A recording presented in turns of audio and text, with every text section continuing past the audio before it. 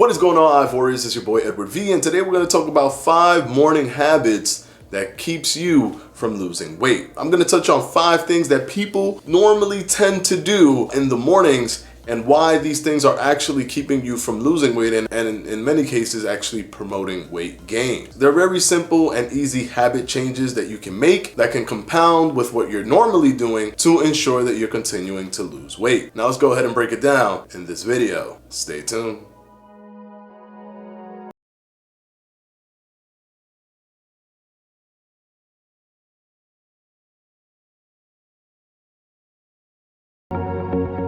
Alright guys, quickly before we start, this video is brought to you by Fledge Fitness and the Fledge Fitness Jump Rope. If you haven't gotten yours yet, what are you waiting for? It's only $16.50 with an ergonomic design, aluminum handle, swivel design. You can't go wrong with the Fledge Fitness Jump Rope. Due to the pandemic event, our jump ropes are sold out, but the Fledge Fitness team is expecting a mid-June release. If you want to get yours, you can go ahead and click on the link down in the description box or on the top right-hand corner of this video. And of course, as always guys, thank you for your support. Now without any further ado, let's go ahead and jump right into the video. The first one I'm going to talk about is one that I've talked about many times before. The rest of them I haven't really talked about on this channel, but this one specifically I have. And the first thing on the agenda in terms of habits that you're doing that are causing you to gain weight or stopping you from losing weight is not getting enough sleep. Now, this has been seen in multiple studies that when sleep is reduced, there is a correlation between that and weight gain. Now, what they notice is that leptin, specifically leptin, is reduced. So if you don't get enough sleep,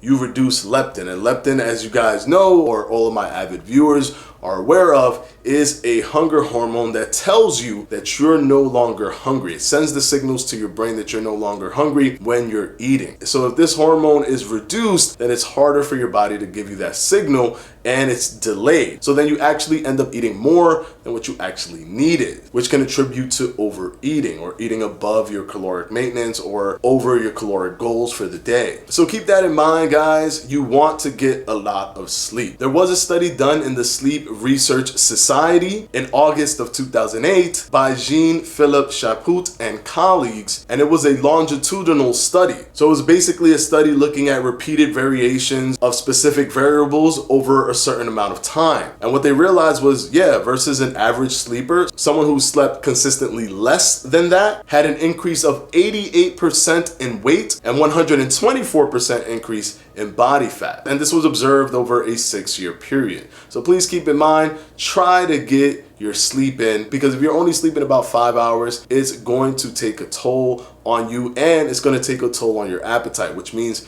reducing weight is going to be much more difficult. Now moving on to number 2, which may surprise you, but is actually oversleeping. So it's the opposite end of the spectrum. Oversleeping has also been seen to increase weight as well. The same study that I just referenced from 2008 didn't just look at lack of sleep. They looked at lack of sleep, average sleep patterns, and oversleeping. And although lack of sleep gained the most weight, oversleeping still gained a significant amount versus average sleeping. 71% weight gain with oversleeping, with 94% body fat weight gain or body fat increase. And this also was seen over the course of 6 years, but the researchers indicated that there is a compounding effect over time. If you're oversleeping for 2 hours or 3 hours or 4 hours, those are 2 or 3 or 4 hours where you're not actually physically active. And those are 2 or 3 and 4 hours that are being compounded over and over and over for the course of a week, the course of a month, the course of a year. So then you end up having less of an overall caloric output, especially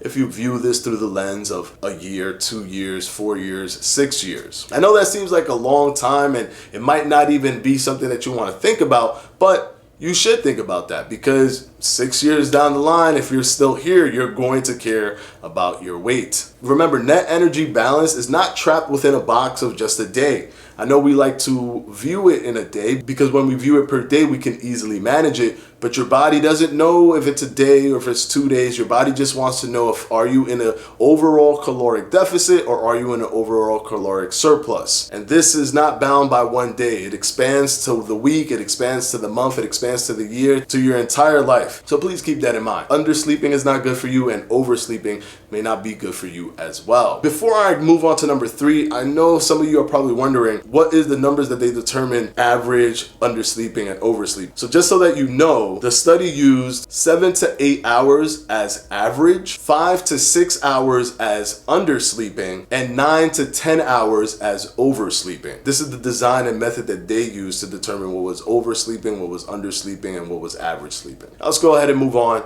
to number 3. Weighing yourself every morning. It's funny because most people would say that weighing yourself every morning is a thing you should be doing, and the fact that you're not doing it, that's causing you to gain weight because you're not holding yourself accountable. Here's the problem with that though. Weight fluctuations happen every single day and they move a lot. Sometimes 4 pounds in one direction, 5 pounds in one direction, 6 pounds in one direction, even up to 10 pounds in one direction. The number on the scale is just too basic to tell you the overall story. I recommend at most to just check once a week if you wanted to gauge where you're at. Once a week will do fine because then you can kind of fight through all of that fluctuation and possibly see progress at the end of the week. But if you check Monday and then Tuesday, you might gain weight on Tuesday because of water retention, glycogen buildup, and that can give you a false narrative and make you feel that what you're doing isn't working.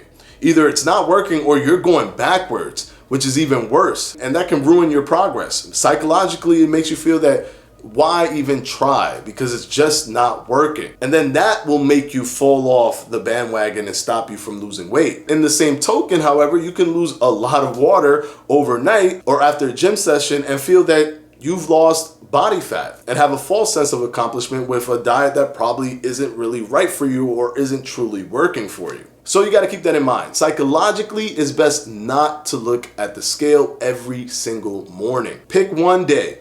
If it's a Friday, every morning on Friday, you go ahead and check your weight. This way your body has at least navigated through many of its fluctuations for the week, as well as actual tangible fat loss that can be seen on the scale. And then all of that coupled together should help you see some progress or get closer to the actual number. Now let's go ahead and move on to number 4. Not drinking water in the morning. Water in the morning is one of the best things you can drink. There's nothing to water. There's nothing that'll make you addicted to the water. It won't trip up your fasting window, but it still provides a very natural appetite suppression because it makes you feel full. And a lot of times you're very hungry in the morning. And a lot of people tend to eat high carbohydrate foods or simple carbohydrate foods or high sugar food, high fructose food in the morning. So if you can tame yourself a little bit by drinking water in the morning, you actually can defend yourself against being hungry and trying to eat everything that you have in the kitchen simply because it's the morning. Keep that in mind. I'm not saying not to eat because even if you're doing intermittent fasting, you can wake up in the morning and your eating schedule can start in the morning.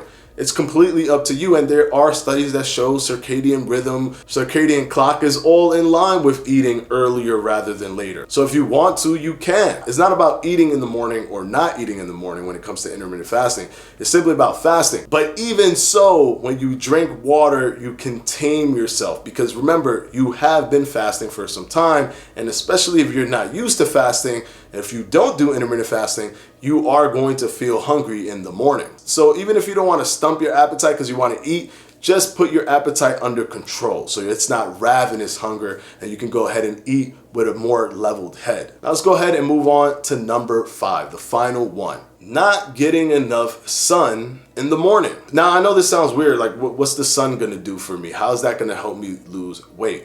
Well, there have been multiple studies done on the cardiometabolic protectiveness of UVR, which is ultraviolet rays, and these come from the sun. Things like higher vitamin D levels attribute to a lot of hormonal control. It keeps your hormones in balance, in control, so they're not out of whack. So if there's other things that are making your hormones out of whack, you can combat it with things like vitamin D. And one huge culprit for obesity is your hormones being out of whack. And many people don't even open up their blinds when they wake up in the morning. They just do their normal thing. They use their normal lights in the house. They don't really get any sun. Now, keep in mind, I'm not saying go overboard with the sun, because there are negative effects to exposing yourself to UV rays for too long. So strike that, normal balance, like 20 minutes at least getting some sunlight. And if you're thinking to yourself, well, can I just take a vitamin D pill? Most research done out there shows that UVR induced vitamin D is much stronger and has more variables than just a vitamin D supplement. Things like nitric oxide, heme oxygenase, these are cellular stress enzymes that come from